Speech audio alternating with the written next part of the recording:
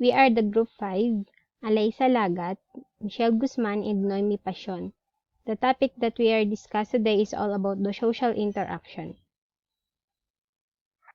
The overview of our topic is what is meant by social interaction, the social mechanism used in conversations, what is meant by social present, overview of technologies for supporting social interaction, how has social media changed how we keep in touch, new social phenomenon arising from being able to connect online. Social interaction can exchange between two or more individuals and is a building block of society. We live together, work together, play together, talk to each other, and socialize. Social technologies develop to enable us to persist in being social when apart. They differ kung paano nila tayo sinuportahan, and some encourage social interaction. For example, family games with Alexa. And according to the Turtle 2015, others have a negative impact on everyday conversation. The most common form of social interaction are exchange, competition, conflict, cooperation, and accommodation. So in this picture, are we spending too much time in our own bubbles? The reality is that all platforms now constantly feed us content that align with our own interests, friends, and belief system. They are able to take what we browse or post about and feed us back our own thoughts gathered from other social media followers, as we have 100,000 friends being the same, say, straw man.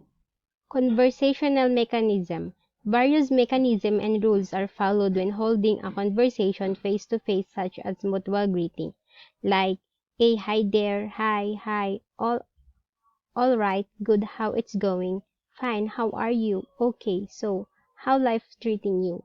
In the use of conversational mechanism to facilitate the flow of talk and help overcome breakdowns during it. The use of coordination mechanism to allow people to work and interact together. Conversational rules. According to the SAC 1978 Conversation Analysis of Conversation proposed three basic rules. Rule number 1 is the current speaker chooses the next speaker by asking an opinion, question, or request. Rule number 2 is another person decide to start speaking. Rule number 3 is the current speaker continues talking.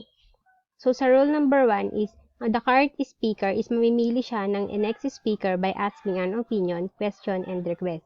And sa number 2 is the other person is kung sino yung magdi-decide na magsasalita to start speaking. And the rule number 3 is the current speaker continues to talking. More conversational rules. Turn-taking used to coordinate conversation. Turn-taking is a type organization in conversation and discourse where participants speak one at a time in alternating turns.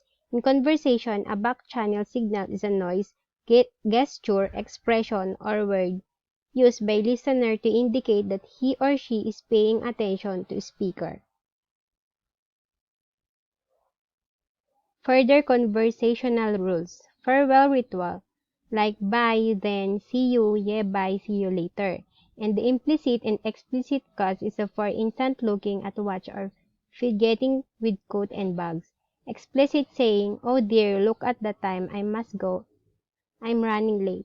In the case of long-term goodbye, ritual also serves to confirm the connection of the individual to the group, which is particularly important because in leaving, an established network shall enter the transitory stage. Implicit refers to something that is suggested or implied but not ever clearly said.